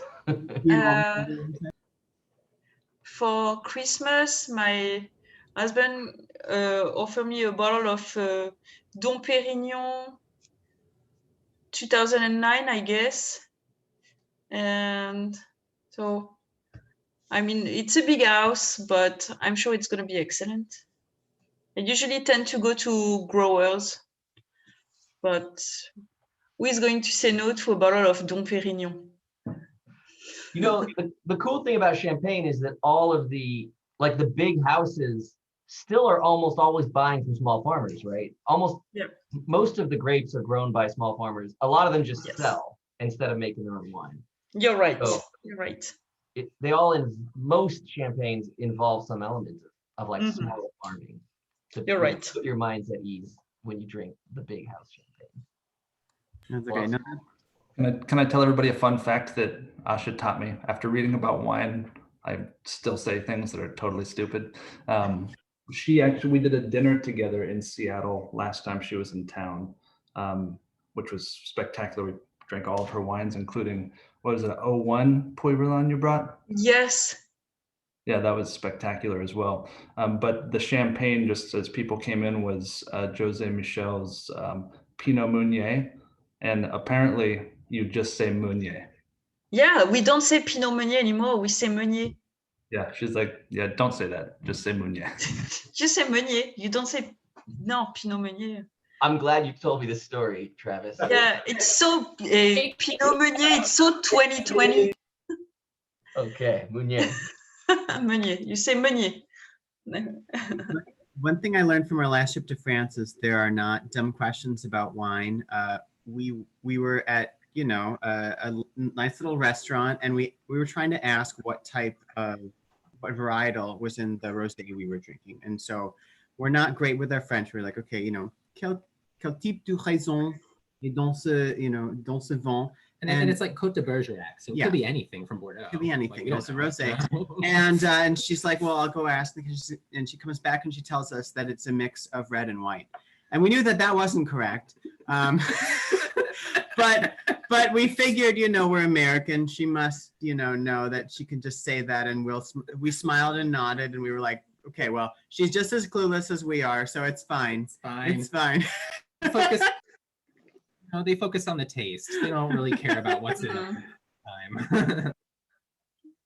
So I was in a restaurant not far away from where I live, so not far away from Châteauneuf-du-Pape. And they only have one Châteauneuf-du-Pape. So I say, do you have another Châteauneuf-du-Pape? And the lady say, yeah, but there's only one type of Châteauneuf-du-Pape. I say, no, there's plenty of winemakers. I say, no, they are the only one. I say, okay, you know what? I'm a winemaker in Châteauneuf-du-Pape, and basically, and obviously I'm not Mr. blah, blah, blah. So I was, okay, forget it. Guys, I think I really need to go to bed now. Get out of here, Asha. Yeah, I've got to hop off as well. But thank you all.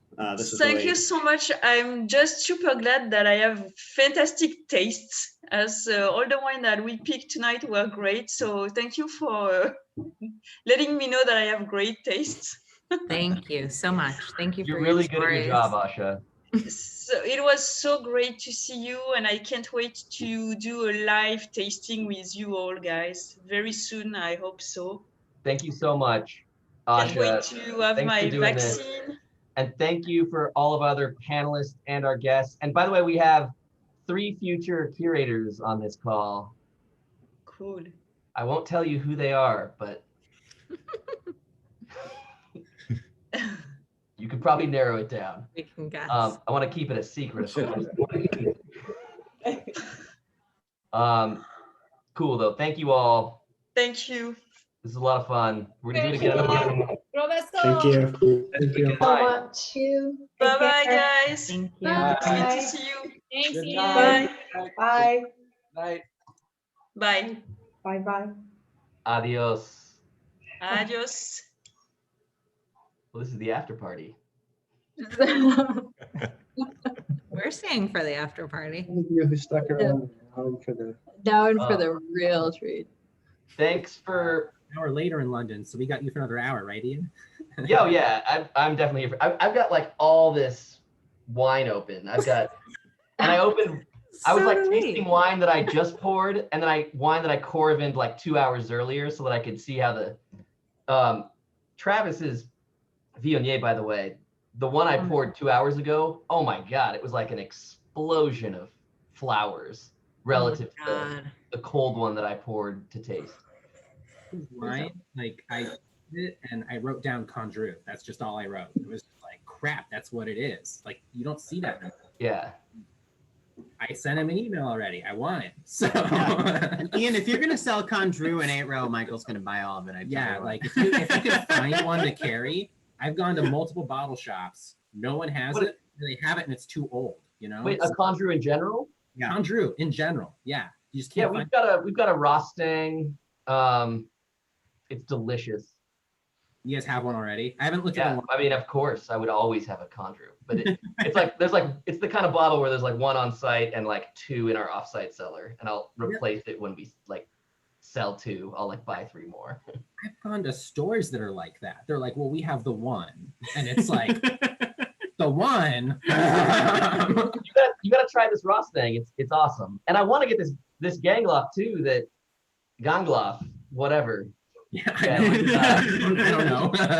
That Travis loves, because I've been trying to get it for a while, and even Asha was like, well, you got to go to this importer in Colorado, and I'm like, well, they can't help me, and I contacted that importer.